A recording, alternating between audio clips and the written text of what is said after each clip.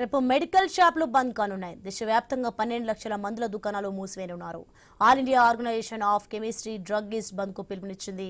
ఆన్లైన్లో మందుల విక్రయాలు నిలిపివేయాలని డిమాండ్ చేస్తోంది. కార్పొరేట్ సంస్థల అధిక డిస్కౌంట్లను నియంత్రించాలని కోరుతోంది.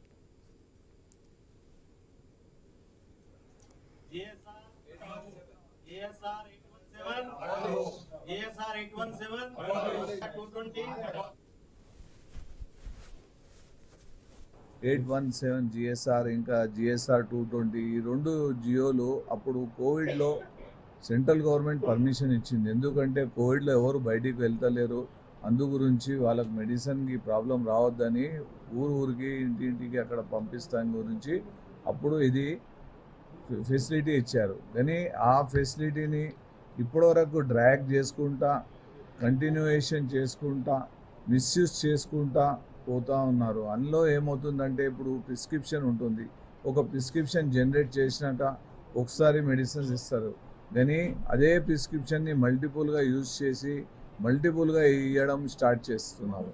దాంతో ఏమవుతుందంటే ఈ కొన్ని మెడిసిన్స్ షెడ్యూల్ ప్రకారం తీసుకోవాలి. Actual drugs and non-scheduled, there is a 10% and 20% for the wholesaler, for the 10% and for the retailer 20%. That is a fixed margin. It is written in the act. But because of this corporate deep discounting, this is all happening, and because of in that presence and misusing that particular provisions, or so many things are like Faridabad or whatever you are getting that news, all the news media is printing regularly, that is spurious drugs are coming. They are also selling from through this platform. And people are not aware, but they are taking the medicine 40%. They are manufacturing somewhere, and their brand name is they are putting, and some medicines they are putting.